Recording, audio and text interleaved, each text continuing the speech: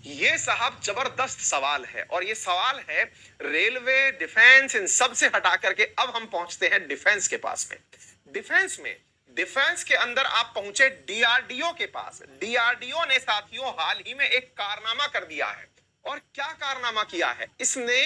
एकल crystal blade तकनीक विकसित कर ली है। अब ये कौन सी तकनीक होती है, इसके बारे में आपको अवश्य जान लेना चाहिए मेरे प्यारे साथियों। डीआरडीओ ने इस बार एक कारनामा कर दिया है और वो क्या कारनामा कर दिया है? इसने एकल क्रिस्टल ब्लेड तकनीक विकसित कर लिया। आप में से कई लोग पूछे इस तकनीक में क्या होता है सर, मैं आपको बता दूं साथियों, यहां पर अपने डीआरडीओ ने एक ऐसी टेक्निक विकसित की है जिसमें हेलीकॉप्टर्स की ये जो ब्लेड्स होती हैं, जो हेलीकॉप्टर एकदम फड़ फड़ फड़ फड़ करके उड़ता है, वो ऐसी ब्लेड बनाई है जो 1500 डिग्री टेम्परेचर भी अगर कहीं हो जाए तो उस पर भी नहीं गलेगी, और अगर माइनस में भी टेम्परेचर चला जाए तो मुड़ेगी नहीं। एक ऐसी ब्लेड बनाई है जिसको बना करके डीआरडीओ दुनिया के अंदर चौथा ऐसा काम करने वाला देश बन गया है। मेरे प्यारे साथियों, डीआरडीओ ने क्रिटिकल क्रिस्टल ब्लेड बनाई है जो कि हमारे द्वारा, डीआरडीओ के द्वारा हिंदुस्तान एरोनॉटिकल लिमिटेड को सौंप दी गई हैं कि आप अपने हेलीकॉप्टर्स में इनका उपयोग करिए। डीआरडीओ साथियों इतना महान है कि अगर मैं वीकली डीआरडीओ का करंट अफेयर पढ़ाने लगूं तो 5-5 सवाल निकल करके आ जाते हैं साहब डीआरडीओ से, ठीक है ना। तो चलिए मैं आपको बताता हूं मेरे प्यारे साथियों क्या है ये एकल क्रिस्टल ब्लेड टेक्नोलॉजी और ऐसा करके डीआरडीओ ने क्या कारनामा कर दिया है, अब आप वो भी जान लीजिएगा। मेरे प्यारे साथियों, दुनिया के अभी 4 ही देश थे जिनके पास ये टेक्नोलॉजी थी। एक का नाम था यूके, एक का नाम था यूएसए, एक का नाम था रशिया, एक का नाम था फ्रांस। मेरे प्यारे साथियों, केवल 4 ही ऐसे देश थे जिनके पास ये टेक्नोलॉजी थी। इंडिया जो है वो मेरे प्यारे साथियों 5वां ऐसा देश बन गया है जिसने एकल क्रिस्टल ब्लेड टेक्नोलॉजी विकसित कर ली है। यानी कि हेलीकॉप्टर का जो वो पत्ता घूमता है ना, अब वो पत्ता घूमेगा भी और उसको कोई नुकसान भी नहीं होगा। एकदम लाइट और मजबूत चीज बनाई गई है। किससे बनाई गई है साथियों? तो इसमें मिश्र धातु का उपयोग हुआ है। किसका उपयोग हुआ है? मिश्र धातु का। और मिश्र धातु में यहां पर जो उपयोग की गई है वो निकल का उपयोग किया गया है। किसका उपयोग किया गया है? निकल धातु का, डी ब्लॉक एलिमेंट है, इसका उपयोग किया गया है। बताया नहीं है डीआरडीओ ने कि हमने किसका उपयोग किया है। हाँ, लेकिन डीआरडीओ की तारीफ हो रही हो और हम चुप हो जाएं, ऐसा हो नहीं सकता। जी हाँ मेरे प्यारे साथियों, हम डीआरडीओ की बात करें, Defence Research and Development Organisation DRDO, जिसका मुख्यालय नई दिल्ली में स्थित है, जिसके अंदर मेरे प्यारे साथियों वर्तमान में जी सतीश रेड्डी जिसके प्रधान हैं। जी सतीश रेड्डी, याद करिएगा, जी सतीश रेड्डी जो हैं वो वर्तमान में डीआरडीओ के डायरेक्टर हैं, प्रधान हैं, जो भी हैं वो यही हैं, ठीक है। याद रखिएगा, डीआरडीओ की स्थापना 1958 में हुई थी। डीआरडीओ भारत के रक्षा मंत्रालय के अधीन आता है। याद रखिएगा, डीआरडीओ किस मंत्रालय के अधीन आता है? डीआरडीओ रक्षा मंत्रालय के अधीन आता है। रक्षा मंत्रालय के मंत्री इस समय राजनाथ सिंह हैं। तो एक तथ्य यहां पर अतिरिक्त रूप से याद रखिएगा, और वो क्या है कि जो जी सतीश रेड्डी हैं साथियों, ये राजनाथ सिंह के वैज्ञानिक सलाहकार भी होते हैं। कौन से सलाहकार होते हैं? वैज्ञानिक सलाहकार भी होते हैं। एक तथ्य और याद करिएगा, डीआरडीओ के पास इस समय 52 लैब हैं। कितनी लैब हैं?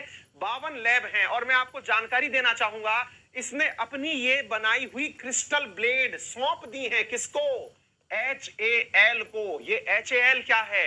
Hindustan aeronautical limited. ये क्या है? Hindustan aeronautical limited. Aeronautical limited, अरे वही वाला जो तेजस उड़ाता है मेरे प्यारे साथियों, उसको सौंप दी है बना करके ब्लेड की। लगा दो हेलीकॉप्टर में और उड़ा दो।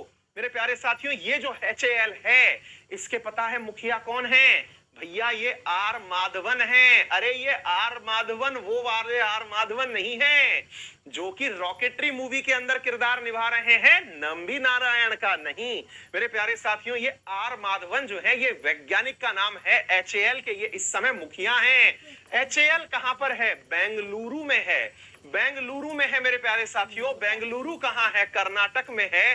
कर्नाटक की खास बात है, येदियुरप्पा सरकार है, और कर्नाटक की खास बात यह है कि कर्नाटक मेरे प्यारे साथियों भारत के अंदर कॉफी का प्रथम उत्पादक राज्य है, फूलों का प्रथम उत्पादक राज्य है, भारत का आईटी हब है, बेंगलुरु भारत की साइबर सिटी है।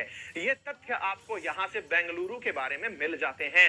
60 क्रिस्टल ब्लेड पकड़ाई हैं कि अभी उड़ाइए, बाकी बनाते रहेंगे। और डीआरडीओ की अगर बात आ जाए तो मैं आपको बताऊं साथियों, डीआरडीओ ने इन दिनों बहुत जबरदस्त कारनामे किए हैं। अगर एक वीक के कारनामे भी मैं आपको गिना दूं, इस वीक के कारनामे भी मैं आपको गिना दूं, तो साथियों आपको मालूम होगा डीआरडीओ ने हाल ही में एक पोर्टेबल ऑक्सीजन कैरियर विकसित किया था। क्या विकसित किया था? Portable oxygen carrier. नंबर एक बात।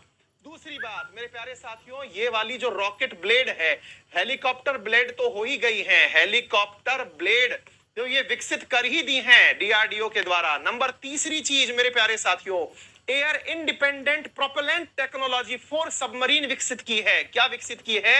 Air independent technology. इसी वीक की खोज बता रहा हूं, केवल इस वीक की।